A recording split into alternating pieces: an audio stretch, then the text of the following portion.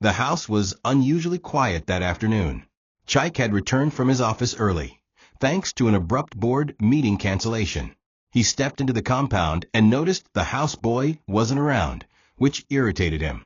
He hated calling people twice. As he entered through the back door to avoid the main entrance, he noticed the guest room door slightly ajar. The bathroom light inside flickered through the open space. His shirt clung to his back from the heat, and all he wanted was a cold shower. Assuming the guest bathroom was empty, as it usually was, he pushed the door open without knocking. And there she was, Ngozi, his wife's younger sister, completely nude, standing beside the sink with her back turned. She was drying her neck with a towel, oblivious to the fact that someone had entered. It took her a moment to realize someone was there. When she finally turned, her eyes locked with Chike's, and for a moment the entire world froze. She gasped softly and instinctively covered her breast with the towel, but she didn't scream. That scream, the one that could have ended everything right there, never came. Chike should have turned away, should have said "I'm sorry," and walked out like a decent man. But he didn't. His eyes lingered too long. Ngozi noticed, and for a brief second, she lowered the towel slightly, her expression unreadable. It wasn't fear, and it wasn't exactly seduction, but it wasn't innocence either. Chike took a step closer, then another. The air grew heavier with something dangerous and unspoken. His hand reached for the towel. She didn't stop him. His touch was trembling, conflicted, but determined. She stood frozen, letting him pull her toward the bathroom wall. When their bodies finally touched, there was a strange silence between them, one that couldn't be explained with words or morals. It was reckless, it was forbidden, and it had just begun. Afterward, they didn't speak. Ngozi wrapped herself in a towel and walked past him as if nothing had happened. Chike stood in the same spot for minutes, hands on his head, staring into the mirror like it would offer answers or mercy. Shame wrapped around him like a wet cloth. What had he done? This wasn't some random stranger. This was his wife's baby sister, the same girl who used to call him brother-in-law with pride, who had once wept in his presence when Amara was admitted into the hospital for malaria. And now they shared a secret that had no name, no reason, no morality. When Amara returned home that evening and kissed him cheerfully, asking how his day went, Chike's stomach tightened. Guilt didn't scream that day. It whispered, quietly, just like Ngozi had. Chike expected everything to collapse by the next morning. He couldn't sleep that night. He kept imagining Ngozi knocking on Amara's door and telling her what happened. He envisioned suitcases being packed, family members being called, and his name being permanently written in disgrace. But nothing happened. Ngozi walked around the house like she always did. She greeted Amara with a bright smile and even made breakfast, pap and akara, Chike's favorite. Her eyes barely met his, but when they did it was calm, controlled, as if what had happened in the bathroom never occurred. That scared Chike even more. The silence wasn't just forgiving, it was complicit. It carried a dangerous message. I am not done with you. That afternoon, while Amara worked from her laptop in the dining area, Chike noticed Ngozi passing by in a pair of tight leggings and a tank top. She paused briefly, glanced at him, and smiled, just enough for him to know that her silence had a price. Days passed, and the unspoken tension grew thicker. Ngozi began to test boundaries. She would bend slightly lower when picking something off the floor in his presence, or walk past him after bathing with her towel hanging looser than necessary. Each time, Chike's guilt battled his desire, but guilt kept losing. He became jumpy around Amara, answering her questions too fast or holding her longer than usual, like a man trying to prove something. Amara, in her usual trusting self, didn't notice the shift. She was swamped with reports from work and often thanked Ngozi for keeping the home lively in her absence. One night, Chike walked past Ngozi's door and heard her humming softly to herself. When he peeked, she was lying on her bed, flipping through a magazine. She didn't invite him in. She didn't need to. He knew then that the door between them hadn't just opened. It had disappeared entirely. Ngozi's silence became more powerful than any words she could have spoken. Her behavior shifted from subtle to bold. She would laugh louder when Chike was around, touch his shoulder lightly during conversation, and make inside jokes that excluded Amara. Still, Amara noticed nothing, or chose not to. Chike tried to keep distance, but temptation grew claws. One evening, while Amara was hosting a virtual board meeting from the bedroom, Ngozi brushed past Chike in the hallway and whispered, "You look stressed. Need help relaxing?" He froze. His body betrayed his mind. That night, he sat in bed beside Amara, pretending to listen to her talk about her plans for promotion, but all he could think about was the woman in the next room. Not a stranger, not a friend, his wife's sister. And worst of all, she didn't want to stop. The first night it happened properly, completely, was a night Amara worked late and called home to say she'd be back around midnight. The call came while Chike was on the couch, eyes glued to a sports channel, but mind spiraling in guilt. Ngozi was in the kitchen, making ifo riro, humming to herself like a woman who'd already won. After the call, he turned off the television and walked into his bedroom, but sleep refused him. It wasn't long before he heard the soft knock on his door. He opened it, expecting to see the houseboy or hear a request about the water heater. But there she stood, Ngozi, wearing only a black camisole and pink satin shorts. She didn't say a word. She walked past him into the room, closed the door, and sat on the edge of his bed. Chike's legs trembled. His hands felt useless. He asked, "What are you doing?" She replied, "What we both already started." That night was no longer an accident. There was no confusion, no accidental touches or excuses.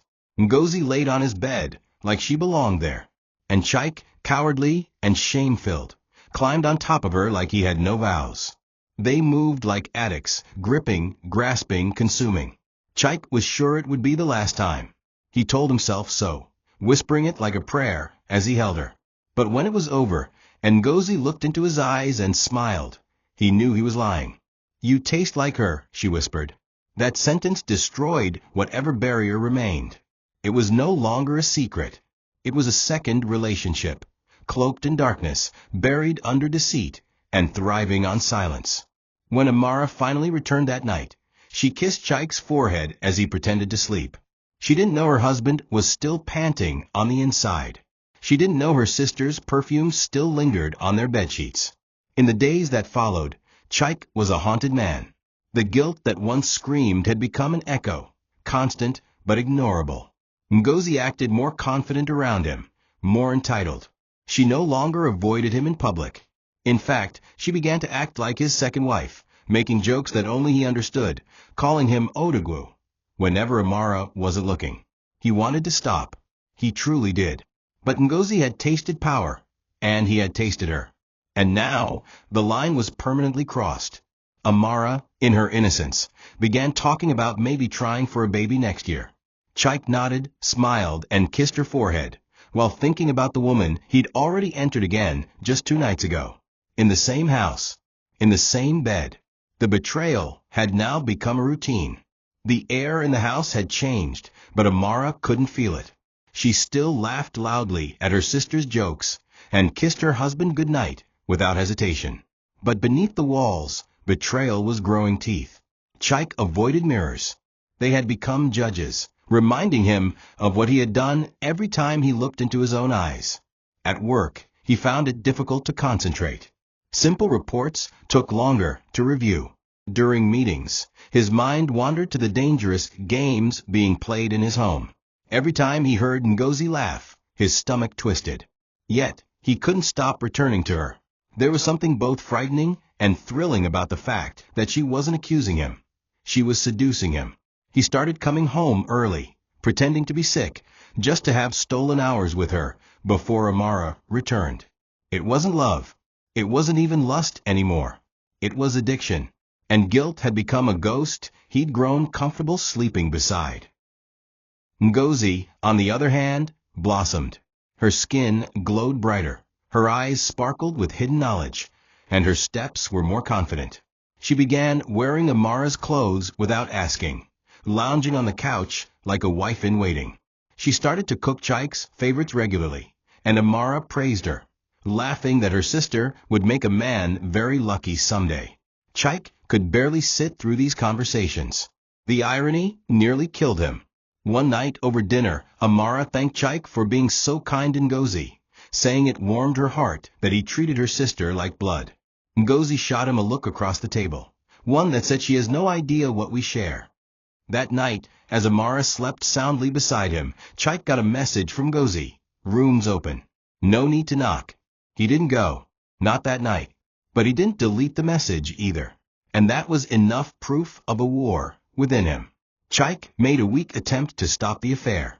He avoided Ngozi's room, stopped replying her flirty messages, refused to meet her gaze in the hallway. For 3 days, he tried. 3 whole days. But Ngozi didn't flinch. She didn't beg or ask why he'd changed. She simply waited. Then, on the 4th night, she walked into the kitchen while he was making tea and brushed her body against his, pressing her palm against his chest. "You can lie to yourself, but not to your body," she whispered. He broke. Again. They kissed beside the fridge, too hungry to reach a bed. Guilt didn't stop him. It had been replaced by routine. And so, the silence in the house grew louder, while Amara, blinded by her trust, remained the only person unaware that the walls around her marriage were crumbling with every breath. Amara always believed marriage was about timing and patience. She and Chaik had agreed early in their union not to rush children, especially since her career was climbing fast at the bank. They had goals: buy property, invest, build. Children would come later. But recently, her heart had shifted. Watching her friends cradle babies and speak about late-night feeds with glowing eyes had stirred something soft in her. One night, while Chaik lay on the bed scrolling through his phone, she turned to him and said, "I think maybe it's time. Maybe we should try for our own." Chaik froze. The screen of his phone dimmed, but his mind went blank. In that instant, the weight of his betrayal became unbearable. He muttered something about stress and work, suggesting they revisit the topic next year. Amara smiled and nodded, not realizing he couldn't even look at her without imagining her sister. After the conversation, Amara did what she always did when confused. She turned to Ngozi. One afternoon in the kitchen, she asked her sister for advice. "Do you think I'm being selfish, waiting this long for a baby?" Ngozi, with her back turned while stirring ogbono soup, smiled gently. "No, sis. You've always been driven. Chaik loves you for that. And the baby will come when God says it's time." Amara hugged her from behind, grateful. Ngozi's smile never faded, but her eyes were cold. Later that night, while Amara was taking a long bath, Chaik passed by Ngozi's door. It creaked open. Inside, she lay on the bed in Amara's red satin robe, legs crossed, one shoulder bare. "I heard you're not ready for a baby," she said, without looking up. Chaik's throat dried. "Maybe someone else already is." He closed the door behind him. The betrayal was no longer quiet, it was deliberate. Chaik was now living 2 lives under one roof. One with a woman he vowed to love and protect. The other with a woman who had become an expert at pretending. Ngozi no longer flinched when they were in the same room with Amara. In fact, she began helping Amara plan romantic dinner nights, then sneaking into Chaik's room after dessert. Chaik began to notice the growing difference between the 2 sisters. Amara was calm, focused, always planning.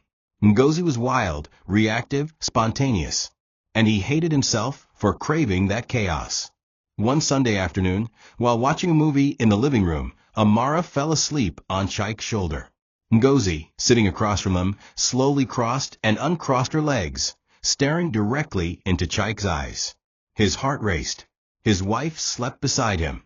His lover teased him openly. And guilt was long dead. Only habit remained. Sin had become normal. And Amara had no idea that her sister's womb would soon carry the child she thought they were planning together. Ngozi hadn't been feeling well. It started with mild nausea, then fatigue. She dismissed it at first, maybe it was bad suya or stress. But when she missed her period, her heart skipped. The first test she bought from the local pharmacy showed 2 lines. She took another.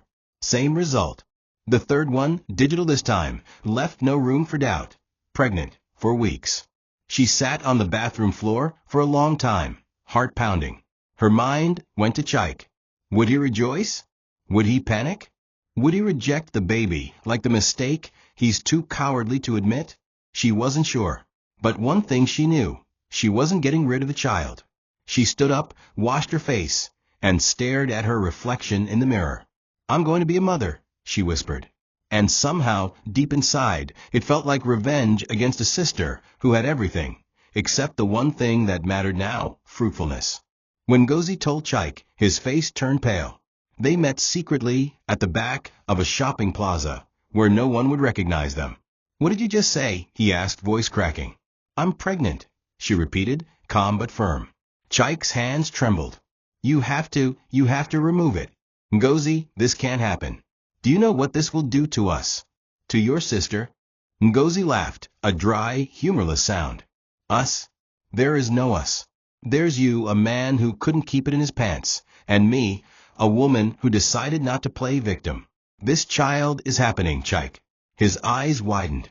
No, you don't understand. We made a mistake. Please." But Ngozi stepped back. "You made a mistake. I made a decision." Then she walked away, hand on her belly, already protecting the life growing inside her. And for the first time, Chaik felt what true fear tasted like. That night, he couldn't sleep. He stared at the ceiling, while Amara lay beside him, gently snoring. He turned to face her, her peaceful face breaking his soul further. How would he tell her? Could he? No, he wouldn't. He would beg Ngozi again, find a way to make her vanish, send her abroad, anything but this. Meanwhile, in the next room, Ngozi stared at the ceiling too, her hand resting over her flat belly. She didn't need to ask for approval. She didn't need a man's permission. This baby wasn't just a child, it was leverage. Proof that she wasn't second to her sister. That she could have something Amara, in all her beauty and success, had failed to produce. She whispered to her stomach, "You're mine, and no one will take you away." She smiled, cruel and determined. The game had changed. The war was no longer secret. It had just been conceived. Ngozi stood before the full-length mirror in the guest room, examining the barely visible swell of her stomach. She'd begun feeling the tightness in her waist, the discomfort in her bras, the dry taste in her mouth. But to the world, especially to Amara, she was just her usual self. Calm, soft-spoken, sweetly deceptive. She knew Amara would notice soon enough, and she had prepared her story days in advance. That evening, she waited until they were cooking together in the kitchen, the smell of stew and fried plantain in the air, before casually mentioning, "I think I'm pregnant." Amara turned sharply, wide-eyed with a mix of confusion and excitement. "Wait, what? How?" Ngozi looked down, acting bashful, then said, "It's someone I've been talking to. You don't know him. He's based in Canada. We've been seeing each other low-key since before I came to Lagos." Amara's jaw dropped in delight. She hugged her sister tightly, eyes glistening with joy. "Ngozi, you didn't tell me? That's amazing." The lie went down so smoothly, it tasted sweeter than truth. The next few days were filled with laughter, congratulations, and emotional bonding.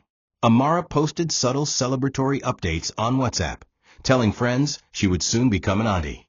She dragged Ngozi to the hospital for antenatal registration, even paid for the first set of scans. Chaik watched in quiet horror as the lie deepened. During dinner, Amara would randomly place her hand on Ngozi's belly and say, "You're carrying a blessing." Ngozi would smile sweetly and nod, while locking eyes with Chaik across the table. It became a game for her, a cruel, silent game. Chaik tried multiple times to convince her in secret. He cornered her in the laundry room, in the backyard, even inside his car one Sunday after church. But each time, she made it clear, she wasn't getting rid of the child. Not for him. Not for anyone. "You'll thank me someday," she whispered once, brushing her hand across his chest like a wife comforting a stressed husband. Chaik pulled away, sweating. She wasn't scared. He was. Meanwhile, Amara had begun creating fantasies around Ngozi's fictitious Canadian lover. "You'll introduce us when he comes back, right?" she asked one morning while ironing her work blouse. Ngozi nodded eagerly. "Of course. You'll love him. He's gentle, thoughtful, very supportive." Chike coughed from the corner of the room, almost choking on his tea. Ngozi glanced at him without flinching. The lie had wings now, and Amara was flying with it. That weekend, Amara threw a surprise baby shower for her sister, inviting friends from church, colleagues from the bank, and even some of Chike's relatives. The house was full of pink and blue balloons, cupcakes shaped like baby bottles, and a large "Congratulations, Ngozi" banner. Ngozi cried fake tears. Chike drank in silence. Amara stood by her sister's side, laughing, dancing, unaware that she was celebrating a betrayal sleeping just a few doors away. And when Ngozi hugged her tightly that evening and whispered, "Thank you for everything," Amara smiled and replied, "Anything for you. You're my sister." If only she knew what that sister was truly carrying. Amara returned from work that night feeling heavier than usual, not physically, but emotionally. She sat on the edge of the bed and stared at the framed wedding photo on the wall. She looked so happy in it. Chike's arms were around her, his forehead touching hers. Back then, they were hopeful. She remembered their first year of marriage, filled with late-night conversations about dreams and legacy, their promise to wait a few years before having kids. They agreed to build first. But now, with Ngozi's baby on the way, something inside Amara began to ache. She felt left behind. At work, younger women had gone on maternity leave and returned with glowing skin and baby photos. She smiled for them, but returned to her desk and swallowed tears. She wasn't jealous, she was just scared. What if it was already too late? What if she'd waited too long? That night, she turned to Chike and said, "Maybe we should start trying now." He looked up from his phone, lips pressed tight, and nodded too quickly. "Sure," he mumbled. "Maybe." But Chike didn't mean it. He couldn't. Every time Amara brought up children now, he felt trapped. His life was already tangled with a secret baby he didn't want. Pretending to plan for another child, one Amara didn't know would be her nephew and stepson, was like standing on a cliff with no way down. He started finding excuses to stay late at work or travel for imaginary meetings. When home, he was distracted, uninterested in touch, and easily irritated. Amara, ever patient, chalked it up to stress. She offered to cook more, took time off work just to pamper him, even brought him lunch at the office one afternoon. But the truth was, Chike wasn't avoiding stress. He was avoiding reality. The weight of his double life pressed into his spine, shrinking him. He had no safe space anymore. Even when lying next to his wife, he felt watched by his sins. And the worst part was, Ngozi didn't seem burdened by any of it. She carried her pregnancy like a crown. Amara began keeping her struggles to herself. When her period came again, she cried in the bathroom but wiped her tears before returning to the living room. She joined fertility forums online, started drinking herbal mixtures her colleague recommended, and even booked an appointment with a specialist, alone. At night, she would watch Chike sleeping and wonder if he'd fallen out of love with her. The silence between them grew, but she kept filling it with hope. One day, while folding Ngozi's maternity gowns, she ran her hand over the soft fabric and smiled. "At least I'll be an auntie," she whispered, unaware that the child growing in that cloth shadow had her husband's nose. Ngozi walked in at that moment, belly round, face glowing, and hugged her from behind. "You'll be the best auntie in the world." Amara chuckled, her eyes glassy. "Maybe one day I'll be a mummy too." Ngozi only smiled, but her silence said everything. She already was. It happened on a rainy Tuesday afternoon. The clouds rolled in like witnesses, heavy with thunder, as if the heavens themselves knew a storm was coming. Amara was at work when the call came in. Ngozi had gone into labor. She dropped everything, rushed out of her office, and sped to the hospital. Chike had already been informed, but pretended to be surprised when Amara called him, screaming in joy. "She's having a baby," she cried, nearly breathless. He said all the right words. "Oh wow, that's sudden. I'm on my way." But his heart pounded for a different reason. This wasn't just a baby being born. This was the physical manifestation of all his lies. The evidence he couldn't hide anymore. At the hospital, Ngozi was wheeled into the delivery ward while Amara held her hand tightly, whispering prayers. "You're strong. You've got this," she said. Ngozi only winced in pain and locked eyes with Chaik standing quietly in the hallway. That moment was the first time fear crept into her eyes too. The child came with a wail that silenced everyone. A baby boy, healthy, full of life, and loud. Amara cried tears of joy, dancing slightly in the ward corridor. "A boy," she repeated, hugging Chaik. "You're an uncle now." The word hit him like acid. Uncle. How could he be both uncle and father to the same child? He nodded, unable to speak. When he finally walked into the room, Ngozi was holding the baby to her chest, eyes tired but proud. Their eyes met, and Chaik didn't have to ask. He saw himself in the child. The same nose, the same sharp brow line. It was him, flesh of his flesh. Ngozi raised the child to him, whispering, "Meet your son." Chaik looked around nervously, closed the door behind him, and whispered, "We can't keep this up. It's getting too risky." But Ngozi shook her head. Too late. He's here. He's ours. And just like that, a new chapter of their betrayal was born. Amara spent the night at the hospital, tending to her sister, helping the nurses, carrying the baby, with so much love it could make an onlooker cry. She took photos, sent them to family groups, and even made a small video of herself singing to the child. "I already love you like my own," she whispered into the camera, unaware she was speaking to her husband's son. Chaik stayed distant, pacing the corridor, feeling like a ghost at his own funeral. His name wasn't on the birth certificate. His existence was erased in official documents, but written clearly across the baby's face. When they returned home 2 days later, Amara had decorated the house with balloons and a "Welcome Baby" banner. Neighbors came to congratulate them. Food was shared. Everyone smiled. But behind closed doors, 3 people knew the truth. One was guilty, one was proud, and one was in love with a lie so thick it wrapped around her like a blanket.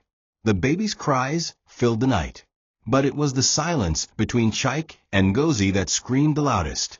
The house was lively again.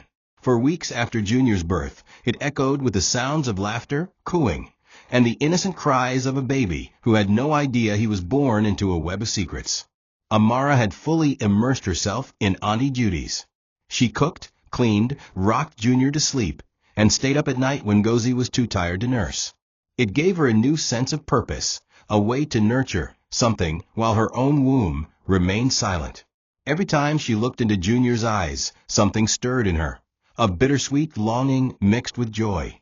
She began praying more fervently for a child of her own, waking at midnight to weep and pour her heart out to God. "I've waited, Lord. I've been faithful. Give me my own," she whispered night after night, unaware that the child she called nephew carried her husband's blood. The betrayal nestled in her arms daily, but still she saw nothing. It was during one of those restless nights that Amara's mother came to visit. Mama Ebel was a woman of strong opinions, steeped in traditional beliefs, and loud about them. The moment she arrived, she examined Junior closely and declared, "This child looks like Chaik. Oh, strong nose, same ears." Everyone laughed.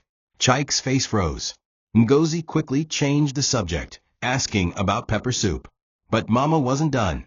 Over dinner, she looked at Amara and said bluntly, "You need to start taking this baby matter seriously. All your mates have children.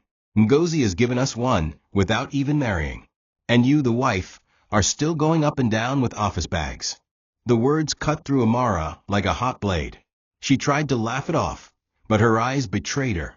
Chaik sat silently, chewing slowly, eyes lowered, saying nothing to defend her. Ngozi just smirked into her plate. Later that night, after Mama had gone to bed, Amara wept in the bathroom. The humiliation, though casual, was real. She knelt before the sink, tears running down her face, asking herself if maybe she had truly failed. Was she cursed? Was her womb locked by forces unknown? She thought about everything she had sacrificed, her youth, her energy, her body, for her career, and now all it bought her was coldness in marriage and whispers behind her back. Chaik stood at the door, listening but not entering. He didn't know how to comfort her anymore. Every touch now felt like another lie. When she finally emerged, she smiled faintly and whispered, "I'll try harder." Chaik nodded like a coward. And Ngozi? She lay in bed, breastfeeding the child, humming a lullaby. When she looked up and caught Chaik's eyes across the hallway, she winked. The message was clear. Your wife is still begging. I've already given you what she's praying for. For years past, Junior had grown into a lively, smart, and adorable child. His laughter filled the house, his drawings plastered the fridge, and his tiny footsteps echoed through the halls. To the outside world, he was Ngozi's son by a mysterious foreign lover who had gone silent, but sent money from time to time. To Amara, he was the light in their home, the child who gave her a reason to come home from work early and read bedtime stories. She doted on him endlessly, buying him gifts, packing his lunch for school, even enrolling him in an elite private nursery school with her own money. Meanwhile, Chaik had started showing signs of withdrawal, not from Junior, but from Amara. His kisses grew colder, his conversations shorter, and his nights out longer. Whenever Amara brought it up, he would say, "I'm just tired," or "work is hectic." But the truth was deeper. His affection had shifted, silently and shamefully, toward the child that wasn't supposed to exist, and the woman who refused to disappear. Chaik had begun visiting Ngozi in her new flat, an apartment he secretly paid for and furnished under the guise of helping the mother of his nephew. He told Amara that Ngozi needed space to raise the child and focus on her catering business, which she had recently started. Amara believed him, even encouraged it, proud that her husband was doing right by her sister. But what she didn't know was that Chaik spent more time at Ngozi's than he did at work. He would pick up Junior from school, take him for ice cream, help him with homework, and sometimes sleep over under the pretense of a late meeting. Junior had started calling him Uncle Daddy by accident, once in front of neighbors. When Chaik tried to scold him, Ngozi laughed and said, "He's just a child. Don't overthink it." But Chaik was overthinking everything now. The lie had grown too large. His wife adored the very child who was slowly replacing her in his life, and he didn't know how to stop the wave of destruction he had set into motion.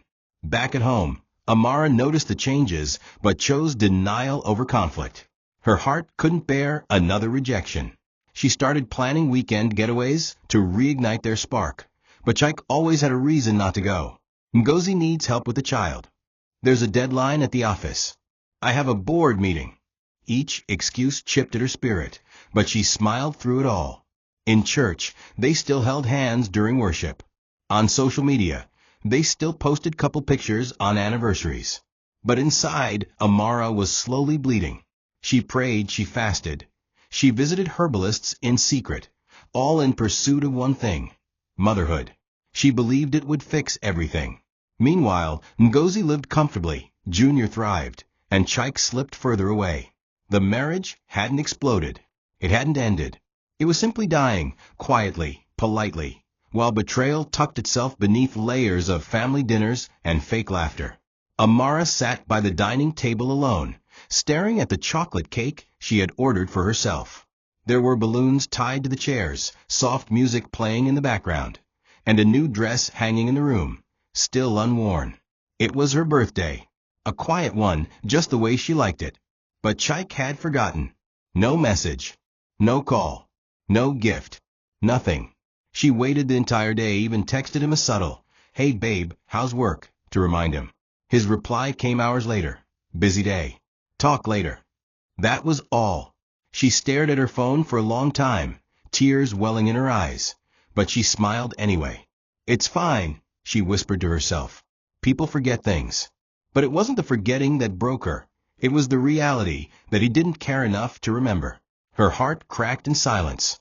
Still, she lit a candle on the cake, closed her eyes, and whispered a wish. "God, just give me one thing of my own."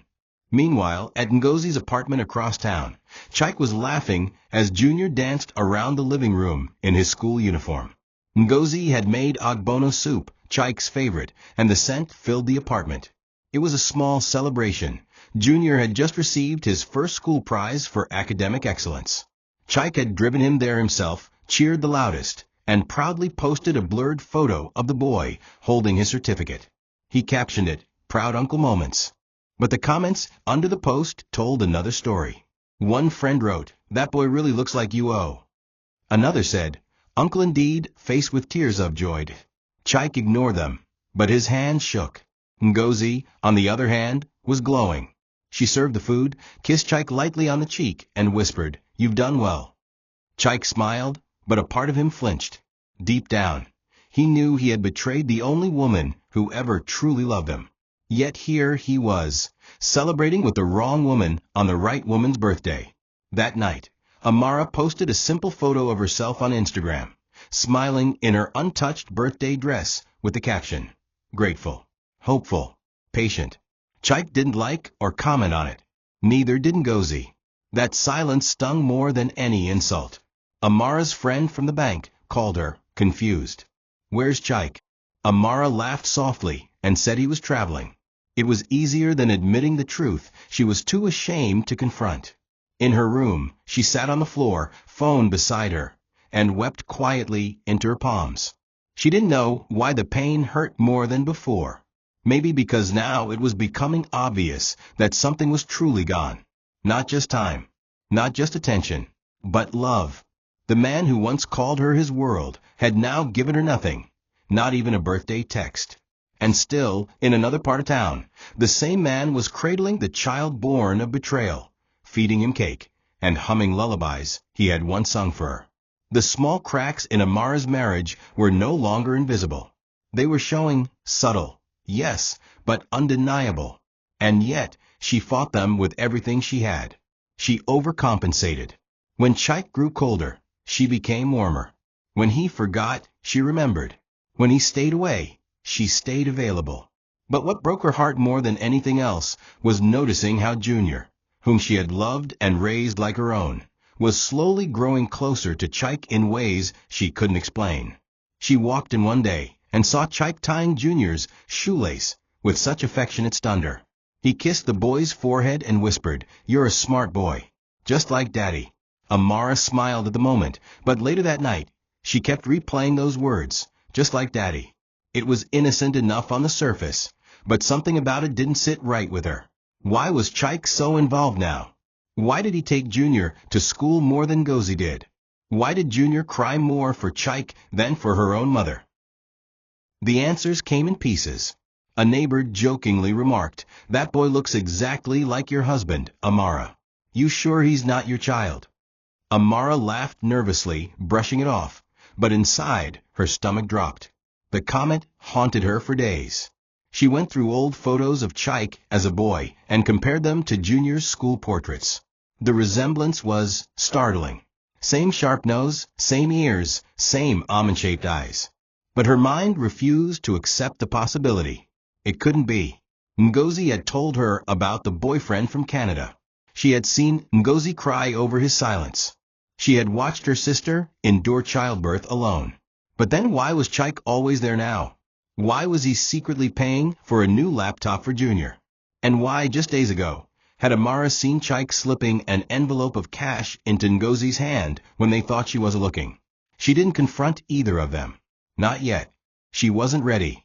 She wanted to believe the betrayal hadn't gone that far. But deep inside, a storm was gathering, and it was no longer one she could ignore. Then the slip happened. One lazy Saturday afternoon, as Amara and Junior painted with watercolors in the living room, she asked him gently, "So, what did your mummy pack for school yesterday?" Junior shrugged and smiled. "Uncle Daddy bought me meat pie. I love his meat pie." Amara blinked. "What did you say?" He giggled, swinging his legs. "Uncle Daddy. That's what Mummy calls him sometimes. She said it's our little secret." Amara dropped the paintbrush. Her hands trembled. She smiled faintly to keep him calm, but excused herself and walked into her bedroom, locking the door. She pressed her hands to her mouth to muffle the scream that wanted to erupt. Her heart shattered in silence. That phrase, "Uncle Daddy," had just confirmed her deepest fear.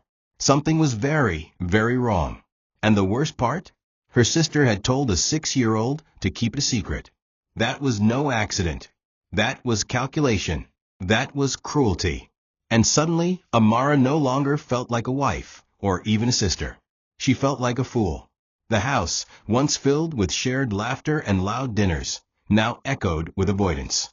Chaik no longer pretended. He still wore his wedding ring, still ate at the dining table, still offered one-word responses to Amara's questions, but his soul had long moved out. He was physically present, emotionally absent. Some days he came home by midnight, claiming traffic. Some days he didn't come home at all, saying he was staying over at a cousin's in Lekki. Amara stopped asking. The more she asked, the more he lied. The more he lied, the more she died inside. She would lie in bed, staring at the ceiling, counting the minutes, wondering where her husband was, wondering who he was holding. Her pillow became her only listener. Her WhatsApp chats were filled with blue ticks and no replies. Her heart was filled with bruises and no healing. Meanwhile, Chaik moved through life like a man chasing freedom, but only finding deeper guilt. Ngozi, now running a booming online food business thanks to Chaik's support, had blossomed. Her skin glowed, her confidence sparkled, and her presence became more dominating in family gatherings. Amara began to see it, how her sister no longer deferred to her as the elder one. She talked over her, interrupted her, sometimes even corrected her in front of others. And Chaik never said a word. If anything, he nodded. The final straw came when Amara hosted a small dinner party, and Ngozi wore one of her old designer dresses without asking. Amara said nothing that night. But later, when she tried to talk to Chaik about boundaries, he said, "She's your sister. Why are you acting like a stranger?" The words bruised her. It was the way he said it, the tone. Like she was the problem. Like she was paranoid. She began to wonder if she was losing her mind. But no, she wasn't paranoid. She was perceptive. The betrayal was no longer hiding. It was sitting on the couch beside her, smiling. One night, after waiting for Chaik until almost 2 a.m., Amara heard a car door close outside. She rushed to the window and saw Chaik stepping out of the car, but he wasn't alone. Ngozi sat in the passenger seat, laughing about something. Chaik reached across and touched her cheek. It was soft, intimate, far beyond what any brother-in-law should do. Amara watched from the darkness of the curtain, her entire world collapsing quietly. She didn't confront him. She simply climbed into bed, lay flat, and stared at the ceiling. Her breath was shallow, her body numb. She finally knew. She didn't have solid proof, but she had enough. She had Junior's words. She had their body language. She had her instincts. Her womb was empty, but her heart was full of pain. And now, the ache was no longer just about a child. It was about everything she had poured into a man who was now pouring himself into her sister. It was a Sunday afternoon. Amara had just returned from church alone. Chaik had claimed to be too tired, though she knew better. She walked into the living room to find Junior watching cartoons, his tiny feet swinging from the edge of the couch. He jumped up and hugged her tightly. "Auntie Amara," he squealed. She carried him into her lap, kissed his forehead, and asked about church. He told her he went with Mummy and Uncle Daddy. Again, that phrase. It stung worse each time. She forced a smile and continued asking casual questions, listening carefully to his innocent answers. Then he said something that made her heart drop. "When I grow up, I want to live with both my daddies. But Mummy said I already have one." Amara blinked. "What do you mean?" Junior shrugged. "She said I don't need another daddy, because the one I have is always here." He smiled proudly. "She said I was born from love." Amara's hands began to shake. Her breath quickened. She hugged Junior tighter than usual and whispered, "Do you know who your daddy is?" Junior paused and then whispered back, "You know him. He's always with Mummy. But it's a secret. She said it's only for grown-ups." Amara felt the floor beneath her shift. Her vision blurred. Everything she feared had just been confirmed by the very child she loved like her own. She nodded slowly, set Junior down gently, and walked to her bedroom like a zombie. Once inside, she collapsed to the floor, weeping like a woman whose soul had been torn in half. All the nights she rocked him to sleep, all the diapers she changed, all the food she paid for, the school fees, the lullabies, all of it was betrayal. She had unknowingly mothered the product of her husband's adultery and her sister's deception. By evening, she didn't come out of her room. She lay there in silence, wrapped in a blanket that offered no warmth. Her phone rang several times. Her mother, a friend from church, even Chaik. She ignored them all. In that moment, the world had lost its meaning. She wasn't ready to confront them yet. She didn't want to scream. Not yet. She wanted to gather herself first. When she finally got up to pee, she looked into the mirror and saw a woman she didn't recognize. Pale, hollow, betrayed. She placed her hand gently on her flat belly and whispered, "Maybe it's good I never carried your child." Then she looked up at her own reflection and added, "Because I would have died if I had to share him with her." The house was quiet that night, but her silence was no longer weakness. It was the calm before the storm. It was a Tuesday, overcast and humid, the kind of weather that made everything feel heavier than it was. Amara's business trip to Port Harcourt had been canceled at the last minute due to a client emergency. Her bank's top executive had suffered a mild stroke, and all external meetings were called off. Instead of informing anyone she was returning early, Amara decided to surprise Chaik. She imagined how his face would light up when she walked in unexpectedly. Maybe they'd share a quiet dinner. Maybe this was God giving her a chance to reconnect. So she left work, picked up a bottle of his favorite red wine, and even stopped at his favorite grilled chicken spot. There was a renewed calm in her heart, a fragile hope that maybe, just maybe, the distance could still be closed. She hadn't seen Ngozi in days either. According to their housekeeper, she had taken Junior to her friend's place for the weekend. But Amara suspected more. Still, she kept her thoughts buried. Until that evening. The compound was quiet when she arrived. Too quiet. There were no toys outside, no cartoon sounds from the living room, no faint gospel music playing in the background like usual. She opened the front door gently, expecting silence. Instead, she was met with something else, muffled laughter. Not from the living room. From her bedroom. Her bedroom. Her heartbeat stumbled. She closed the door behind her softly, placed the wine bottle on the table without a sound, and tiptoed forward, her heels in her hands. As she approached the hallway leading to the master bedroom, the laughter became clearer, Ngozi's voice playful and breathless. Then came a deep grunt. Chaik's voice. The same voice that used to tell her she was his everything. Now coated in sin. Now speaking a language meant only for lovers. Amara's entire body locked into paralysis. But her hand moved. It turned the doorknob slowly, almost instinctively. The door wasn't locked. She pushed it open. There, in the room she had decorated with her wedding pictures and embroidered sheets, lay her husband and her sister, entangled, breathless, skin pressed against skin. Chaik's back was arched. Ngozi's legs were wrapped around him. The air smelled of sweat, betrayal, and something final. They didn't see her at first. Amara stood in the doorway, completely still. Then Ngozi opened her eyes and froze. Her scream didn't come. She didn't grab a towel. She didn't even gasp. Instead, she smiled. Slowly. Sinfully. Chaik turned, confused by the change in energy, and when he saw Amara standing there, his entire face collapsed. He stumbled backward off the bed, grabbing the sheet, babbling, "I can explain, Amara, please." It's not." But he couldn't finish. Because she wasn't speaking. She wasn't shouting. She wasn't crying. She was just staring. Hollow. Numb. Broken beyond sound. She turned slowly, like a woman walking through fire, and left the room without a word. But silence this time wasn't peace. It was destruction preparing its throne. Amara didn't scream. She didn't throw things. She didn't collapse on the floor and weep. Instead, she walked quietly to the guest room, sat on the edge of the bed, and stared at the wall for nearly an hour. Her fingers clutched her bag tightly, knuckles white. Inside, 1,000 memories were clawing at her ribs. The first time she introduced Chaik to Ngozi. The first time Ngozi moved in just for a while to job hunt in Lagos. The way Chaik had joked that Ngozi had grown into a fine woman. Every suppressed instinct, every overlooked red flag, every dismissed suspicion, now formed a noose tightening around her neck. But the pain wasn't just the betrayal.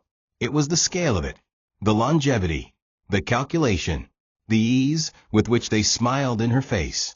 The fact that her own bed had become their private sin chamber. She bit her lower lip so hard it bled. But still, she didn't speak. Because if she did, she wasn't sure she'd ever stop screaming. In the master bedroom, Chike was a mess. He had thrown on a pair of boxers and was pacing like a rat in a maze. He whispered, "Oh God, over and over, holding his head like he could rip out the guilt. Ngozi, however, wasn't shaken. She lay there, arms folded, watching the door like a queen who had just been dethroned, but was still smiling. So she saw us. Good, she said coldly. I'm tired of hiding. Chike turned to her in horror. Are you mad? That's your sister. Ngozi laughed. That's your wife. The silence that followed was worse than a slap. Chike opened his mouth to curse her, but he couldn't. He was just as guilty. He looked at the sheets, stained with their betrayal, and began to cry, not from remorse, but from fear. Ngozi stood up, wrapped herself in a silk robe, and walked past him. You should go check on her, she said, brushing her hand over his shoulder, before she does something stupid. Then she disappeared into the kitchen, like nothing had happened. But Amara wasn't doing anything stupid. She was doing something surgical. She walked into the living room, picked up her phone, and began deleting pictures. Wedding photos, vacation memories, birthday videos. Her smile in every one of them now looked like a mockery. Then she opened her notes app and began typing. A list, a plan, a goodbye. Chike crept into the living room, trembling. Amara, he started, voice soft like a thief begging for mercy. She looked up slowly and asked, How long? He stammered. Amara, how long, Chike? She repeated, eyes dry. Was it before or after she told me the baby was from Canada? Chike said nothing. That was his answer. She stood, walked past him, and whispered, I don't want an apology. I want you to remember this moment for the rest of your miserable life. Then she entered her room and locked the door. That night she didn't sleep, and neither did guilt. Morning came, not with peace, but with poison. Amara woke to find the house unusually quiet. She stepped into the corridor barefoot, her eyes heavy with darkness. She expected Ngozi to have left. But no, she was in the kitchen cooking scrambled eggs and whistling to herself, as if the night before had been a dream. Chike was nowhere to be seen. Amara stood there, watching, until Ngozi turned and smiled. Good morning, sis, she said sweetly, without a shred of shame. Amara didn't respond. She simply stared. Ngozi tilted her head and added, You look tired. Didn't sleep? The insult was coated in concern. Amara took a step forward and asked one question. Why? Ngozi's smile widened. Because I could. Because I wanted to. Because I was tired of being second best to you in everything. And guess what? She placed a hand on her hip, lifting her chin. Now I'm not. Amara blinked. Her hands clenched into fists. I gave you a home, she whispered. I fed you. Protected you. You were my blood. Ngozi rolled her eyes. Your blood? Please. You used me as your charity project. Always bragging about how you were helping your sister. Always looking down on me while pretending to lift me up. She stepped forward. But I gave him what you couldn't. A son. I gave him a reason to come home. You were too busy chasing promotion. The words sliced deep. Amara stared at her, every muscle in her body tightening. Ngozi added, You think being a wife is wearing a ring and paying bills? No, it's about filling a man's emptiness. I did that. Amara's hand flew without warning, a sharp slap across Ngozi's cheek. The sound echoed.